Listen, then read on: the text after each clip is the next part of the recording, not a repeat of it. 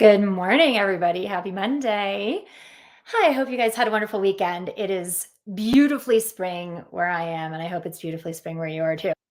So, this live today is actually a special edition live because I took a poll in our Pro Singer group recently, and everybody, with the exception of a few people, had no idea what pelvic floor is, why it's important for singers to know how to use, and how you actually use it. So I was like, well, if there's something you guys need, I want to be able to give it to you. So here we are today doing a live training on how to use your pelvic floor for better, more reliable, more consistent, more powerful breath support. So if you're just tuning in and you don't know who I am, I'm Arden Kaywin. And if you're in this group, I am I don't know, I think we would call me gentle ass kicker in this group. Can I say that live? Everything that you want, that you need in your singing, is just on the other side of what you don't know that you don't know. So one of those things is pelvic floor, which for a lot of you, you didn't know. I mean, if you're watching, how many of you didn't know that pelvic floor was something you needed to even utilize or understand in your singing? Or maybe you'd heard about it, but nobody even taught you how important it was. Because that's the purpose of our group here, is to be able to learn these things. So without further ado, let's get rocking and rolling. Okay, pelvic floor. So first of all, if you're watching live, type into the chat, do you know where your pelvic floor is? What is your pelvic floor? Who knows? Type in the chat, because I see we got a bunch of you watching live here. Who knows where pelvic floor is? Anybody? Where's your pelvic floor? Oh, come on. Any of you done Kegel exercises? Any of you given birth? You're very acquainted with your pelvic floor if you've done Kegels or if you've given birth. Come on, guys. This is an interactive live. I'm not just talking into the metaverse here. Where's your pelvic floor? Who knows? Does anybody know? Way low. Okay. The hammock of muscle connecting your sits bones. These are all good. These are all good. Okay. Anybody else? Any other ideas where pelvic floor is? So you guys are pretty much on track. So your pelvic floor is otherwise known as your perineum. So if you've been familiar with perineum, perineum is this is a good way of describing it, a hammock of muscles. So it is the muscles in between your legs that basically connect your front sex organs, basically, like where you pee and your sexual genitalia in the front, and your anus in the back. So yes, this is a little graphic physiology, but I really want you guys to make sure that you understand what I'm talking about. Okay, so it's the muscles between the in the front and the in the back between your legs. And men and women both have perineum. Men and women both have pelvic floor. It's not a gender specific part of the anatomy. Okay. Why is it important? Anybody know? Like, anybody know why I'm dedicating an entire live? Why do we need to understand how to use pelvic floor? What does it give us? Anybody know what you get by knowing how to use pelvic floor in your support, and what you lack if you don't know how to use pelvic floor in your support? What do you think? And if you've been to my workshop, then maybe you know. Okay, bottom of the diaphragm, that's what you get. Sorta, you're on the right track, but what do you get as a singer by understanding how to use your pelvic floor and why it's important? Anybody think they know? Come on, don't be shy. I know it's Monday. You guys are all still half asleep. That's okay. It keeps the diaphragm low. Okay.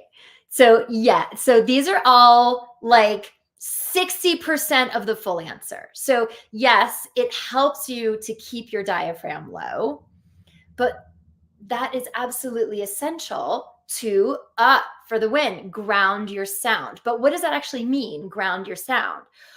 What it means is there's a level of consistency that is necessary in how you use your physiology and the muscles of your support. And when we talk about the muscles of support, what we're talking about are the muscles between the ribs and the intercostals, your rectus abdominis, your obliques, the low transverse abdominis, okay? All of these muscles of support need to be consistently engaging, consistently flexing, and being able to engage the bottom of that container, right? So if you think about all of this as like the container of your support, that's what I like to call it. The bottom of the container is your pelvic floor. And in engaging pelvic floor, you're actually able to engage all of the other muscles of support in one direction that allows your diaphragm to stay low and move slow.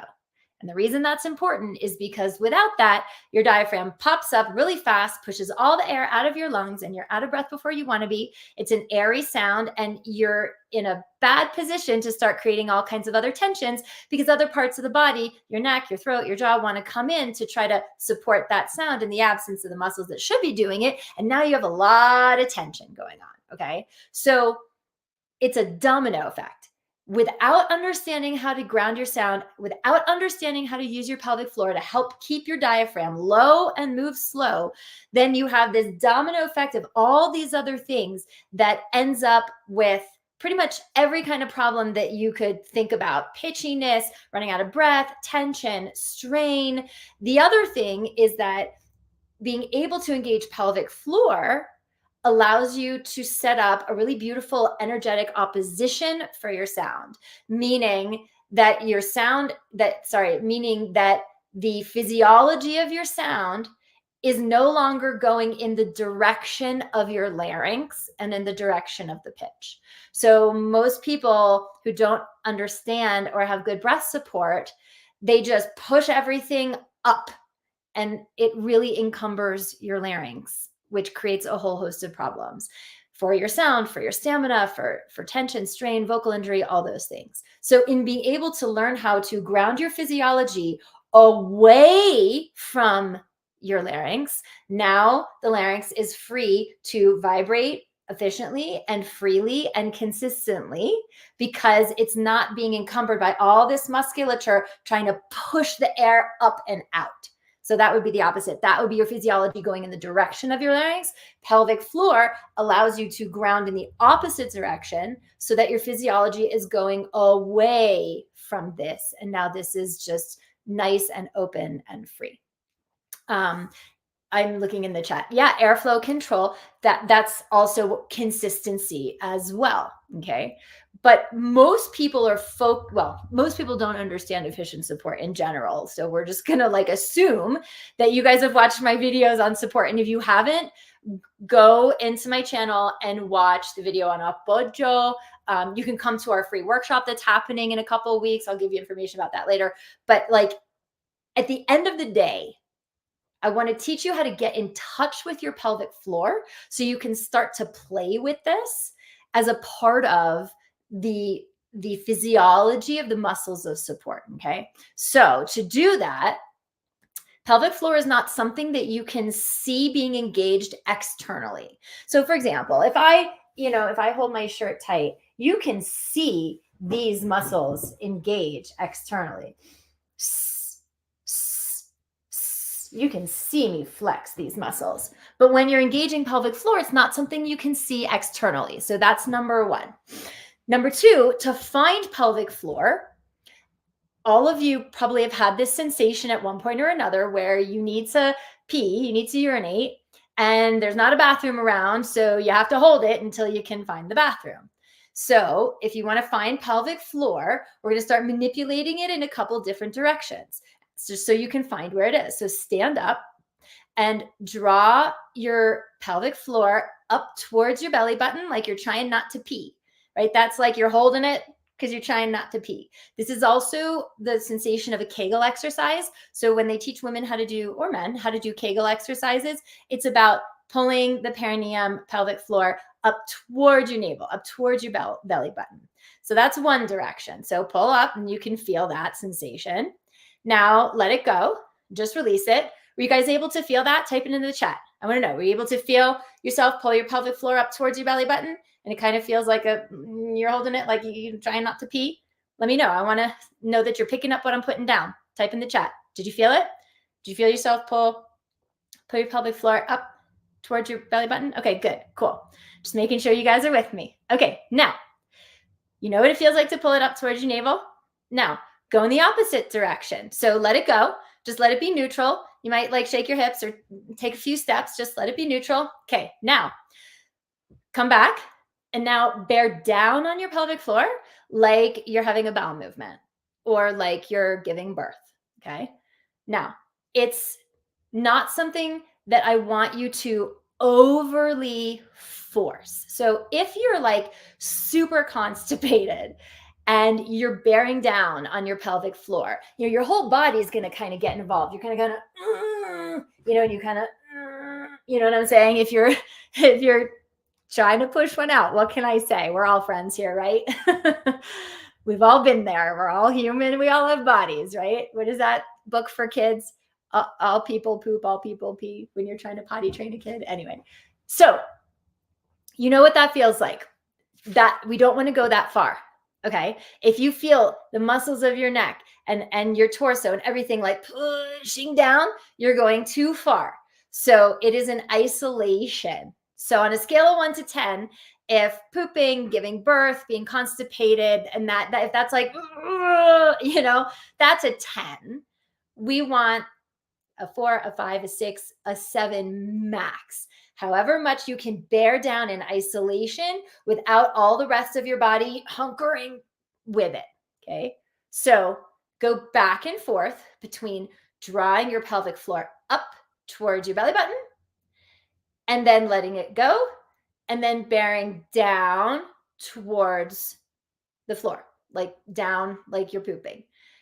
A cool way to feel this is if you have a hard surface, like a wooden piano bench or a hard chair. So not something that like has a cushion on it, like the chair behind me, but something that's hard. Okay. If you have a hard surface, if you sit on the hard surface, just with neutral legs, like not crossing your legs or anything, just with your knees out in front of you, you can bear down on your pelvic floor, engaging it in that direction, and you'll feel more of the chair like between your legs. So that's another way that you can feel it. You can also roll up a towel, like a bath towel, and you can put the towel in between. Whoops, I disappear when I do that. Let's not do that. You can roll up a towel and put the towel between your legs, like right up under your pelvic floor. And you can also do the exercise where you bear down and you'll feel your pelvic floor onto the towel that's been rolled up that you're holding high up right between your legs. So these are ways of just getting in touch with what this is and what this feels like. So how many of you, tell me, if you were bearing down gently, were you able to feel that sensation of pelvic floor descending? Tell me in the chat. I want to make sure that you're picking this up. Do you feel pelvic floor descending? Or maybe you did it on a chair, or maybe you grabbed a towel. Yep, you guys are feeling it. Let me know you're picking up what I'm putting down. I want to make sure, because I'll go back. I have a million ways I can explain this if you guys aren't getting it. Okay, good. You're getting it. Good. Okay.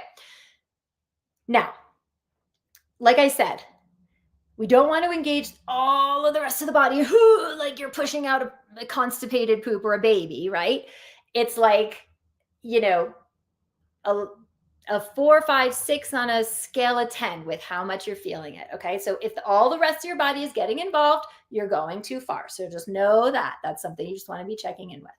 Now, what I want you to do is put your hands on your obliques. So finding that, where your hip bone is and the soft muscle right here. And I don't want you to hold on to your hip. I just want you to put your palm on a diagonal on both sides, pointing down towards your pubic bone, okay? And then I want you to engage pelvic floor by descending it just like you felt. If like you're pooping or, gently, okay? And tell me, what do you feel under your hands? Get present to the muscles that are under here. What do you feel under your hands when you bear down on pelvic floor gently? Type into the chat. What do you notice? What happens to those muscles?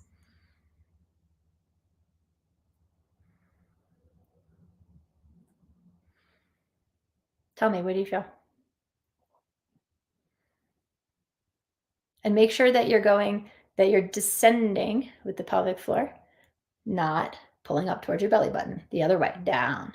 Yeah, Marie, the fullness of the muscle. Yeah, they stretch outwards. Right, exactly. These muscles, they flex out into your palm.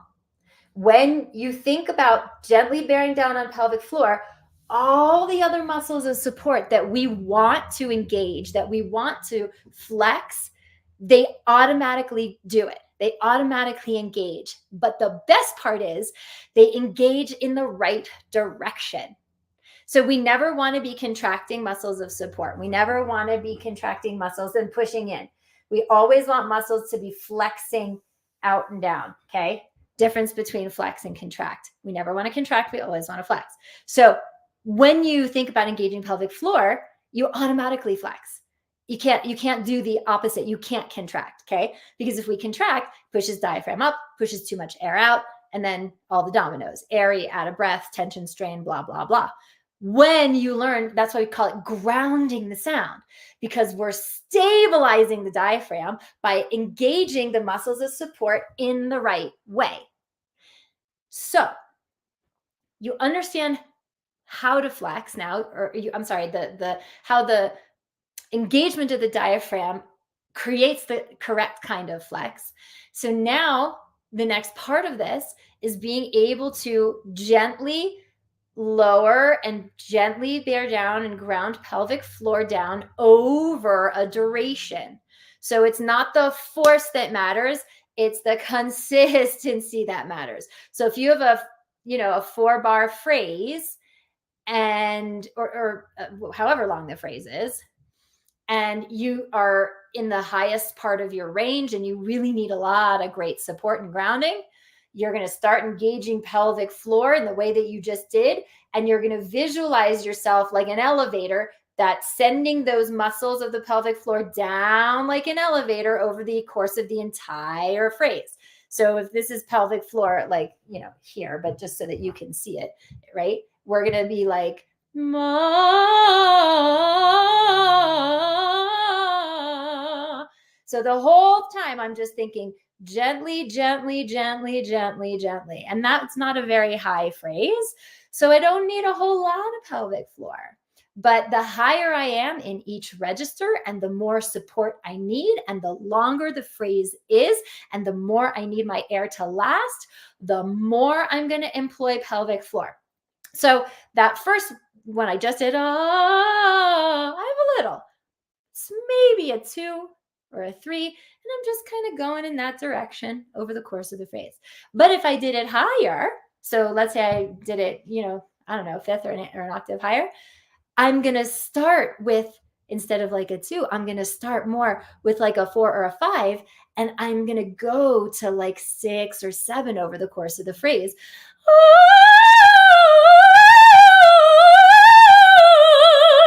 And it's not going like this, da, da, da, da, da, da, da. Nope. It's that flex, and you can put your hand here on yourself. And if you bear down, gently, gently, bear down, then what you're doing is you're stabilizing the diaphragm to stay low and move slow.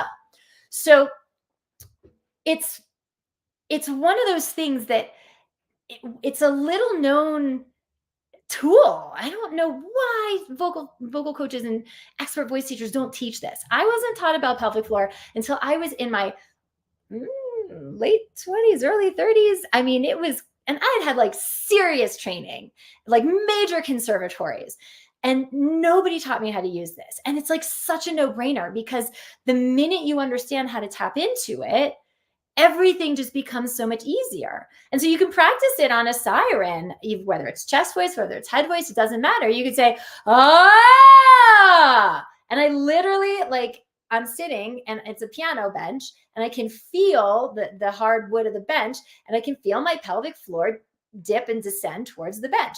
Now, the trick is, don't stop that sensation just because you get past the quote difficult part of the phrase, right? So that was a rising siren, ah, where I went to top of chest voice, but I didn't do this, ah, no, meaning I didn't go down with my pelvic floor as I rose, and then once I got to the highest note, let it go. Do not do that. It's consistent no matter the direction of pitch. Ah, like if you're just going to siren, it just keeps on going. Okay. So part of the reason I really want to come in here and give you guys just a little bit of exposure to this is because consistency is the thing that the majority of singers get sabotaged by. Like, you can make a great sound, you've done it before, but it's not what consistently happens. Sometimes it is, sometimes it's great, but other times it's, you might crack on the high note or you might run out of air, and like, you never really know what's going to come out, even though you know that you have it in you to do it because you've done it. And when I think about consistency, there are the very first thing that's like super important for consistency is breath support. But there's like all these little known tools around breath support that unfortunately people just don't teach, that when you know them, like, dramatically affect your consistency. And so pelvic floor training is only a part of what you need to have that consistency, to be what I call a bulletproof singer. Do you guys know what I mean when I say being a bulletproof singer? It means that that you can open your mouth and bring it and deliver to your potential of your sound anywhere, anyone, anytime. You can bring it. You are bulletproof. You have that consistency. It doesn't matter if there's 2 people listening or if it's the biggest audition of your life that would make or break your career. It doesn't matter if it's 30,000 people in Madison Square Garden or at a tiny little cabaret where there's 4 people there, right? Like, the circumstance doesn't throw you, because you have a level of consistency and confidence in your toolbox because of that. And talent is one thing. I mean, most of you guys who are in this tribe, you all have talent. And talent is amazing, but talent without a skill set and a mindset to back it up, you're not bulletproof. You're not bulletproof. And then what tends to happen is that you don't take actions that serve what you really want in your singing, because you don't trust what's going to come out, because you don't have that confidence, because maybe you've been the recipient of some not so great training, and that's not your fault. You know what I'm saying? But unfortunately, there's just a lot of bad training out there, because anyone can call themselves an expert vocal coach. There should be a certification or something, but and a lot of times people like I said, you don't know what you don't know. And part of becoming a bulletproof singer is understanding what you don't know that you don't know in your skill set and in your mindset. So this is one of those little tools that I wanted to pass on to you, that you can start playing with, so that you can start to set more of a foundation for yourself to be more consistent, have more confidence, because you know how to be more bulletproof. But like I said, this is only one aspect of that. And so that's why we're doing another free training, guys. Yay! How many of you watching this came to the last Vocal Powerhouse Accelerator that we did like back in February? How many of you came that are watching right now? Put it in the chat. I'm curious. Were any of you there? So we did a 5-day free online training event back in February, and we're going to do another one. So we're doing another one. It starts April 29th, goes through May 3rd. It's a free online 5-day training event, because the way that I train singers is so very different than traditional training. And, it's all very well and good for me to like get up here on my soapbox and like explain things, but you really kind of have to experience it for yourself to really understand why it's so game changing and how we get the results that we do in such a short period of time. So back at the beginning of the year, I was just like, you know what? I'm just gonna show you. I'm just gonna do it. And so we did one back in February. We're doing another one this April. So it's 5 days starting Monday the 29th. Registration is open now. I'm gonna put it in the chat. Here we go. And the topic of this one is Be Bulletproof. So it's Vocal Powerhouse Accelerator Workshop, similar container as the last one, but the focus is Be Bulletproof. What do we need to be a bulletproof singer? What do we need in our skill set? What do we need in our mindset? What do we need to be able to stand up and show up to the fullest extent of our capabilities with full confidence, because we know we can deliver no matter what. So we're doing it's the same time frame. It's I put it in the chat. I'm like trying to remember, but it's in the chat. It's one where are we? There. Oh, look, I can put it right on the screen. That's so cool. Yeah, 4 p.m. Eastern, 1 p.m. Pacific. It's an hour a day, Monday through Friday.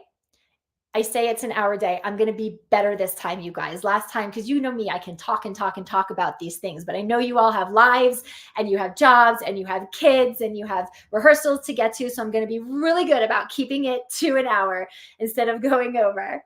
And so Monday through Friday, and then we do 2 little bonus sessions over the weekend just to answer any other questions, catch up on whatever, things you wanted. So use the link in the chat. Let's see. For some reason, I don't know. I'm going to put register here because it wasn't showing up the way, I don't know, the comment looks a little weird to me. Are you guys seeing the link in the comment? I don't know. I'm going to put it again. Okay. Let's do that. I think this is probably, there we go. I'm so glad you guys dug the training in February. It's so funny to me, not funny, haha, but just incredible to me how when we get a group of serious people all in the room who are really dedicated and really want to learn, and you have great support and great tools, how much transformation can happen in a week, not even a week. I mean, in the first and the second days, some of you had like massive, shifts. And I really stand by this method so much that I'm willing to just let you guys experience it for free. Like that's how much I stand by it, because it's not like anything else. And it's really hard to understand what it is unless you experience it. And so I want my free events to be the kind of thing that you will get so much more out of it that you'll be like, I can't even believe I didn't pay for this. Like that I got way more out of this than the last trainings that I actually paid for. So we're going to talk about pelvic floor. We're also going to talk about a lot of other little known, I don't want to call them tricks. They're not tricks, like tools, techniques that you should be learning, that you need to learn if you're going to be a bulletproof singer, as well as understanding how to set yourself up for success before you even open up your mouth. So I think that's it. Does anybody have pelvic floor questions before we pop off? I'm happy to answer. Okay. And by the way, if you have questions, like pelvic floor questions or whatever, and you're going to come to the workshop, we do live Q&A and we do get up and sing, and who wants to be a guinea pig. And so you can raise your hand and you could get live support on this stuff in the event. It's, hands-on, interactive training, tools, techniques, mindset, all in one thing. Okay, here, Maria, I see you have a question. Does the shush engage all the pelvic floor muscles? That's an interesting question the way you phrased it, Marie, and here's why. It's not the shush that engages the pelvic floor muscles. You need to be conscious and present to engage pelvic floor to create your shush. So I could do a shush without pelvic floor and it would look like this. Shh, shh, where I'm just yanking in and contracting in all of these muscles. So I could do a shush, and if I'm not present to how I'm using my body to do it, it's not going to engage pelvic floor. So it's the other way around. Be present to bearing down gently on your pelvic floor to create the shush. So if you put your hands back here and then you do a shush and you imagine the gas pedal that's creating the shush is that gentle bearing down on pelvic floor, then it'll look like this. I'm just moving my hands so you can see my muscles. Shh, shh, shh, shh. They're flexing instead of shh, shh, contracting. Okay. So that, I think hopefully that makes more sense. Yeah. Cool. And I just wanted to address one other thing. There was somebody earlier in the chat who was talking about having a hard time feeling pelvic floor and feeling that you are kind of engaging it in, you're feeling it in your like jaw and in your throat. So number one, if you're not entirely sure whether you're feeling pelvic floor, the best thing to do would be to do it sitting down first, like on the hard surface, or to put a towel. Like if you wrap a towel between your legs, you know, and you like, if you put the towel like right between, like right up under your legs. So not down by your knees, but where you feel the arch of the towel, like right in the underneath your pelvic floor there. And then you engage to bear down. You'll feel it. You'll absolutely feel it. You should. And instead of thinking about these muscles, don't think about these muscles at all. Don't think about them at all. Just focus on like pooping. Sorry. It's just the easiest way to do it. It's just like a little poop push, a little poop push. You know, you'll feel it. I think you will. And if not, come to the event, come check in and we'll see what we can do with it. All right, guys. It's been real. We've been talking about pooping and pelvic floor and all the good things. But seriously, like you guys, your body was built to do this. It really was. And it's just learning how to get in touch with those aspects of your physiology that can really make all the difference in the world. So the higher the pitch, the lower the pelvic floor. The bigger the note that you need to sing, the more you need to gently lean down on pelvic floor. But remember, notice what's happening up here, because if you start to notice that you're bearing down and this is getting involved, we don't want that. Okay. It's just an isolation. Okay, everybody, it's been awesome. Go register for the event. There's some of you who lurk in this group and you watch this here and you watch that there. Come, stand up, join the event, raise your hand. Let me know who you are. Let me help you learn from the new method that we have for you so you can go out there and be successful with it. Okay, everybody. Use the registration link here. And if you have any question, you can just DM me on Facebook or send me a YouTube message if you're watching on YouTube. Okay, everybody. Bye.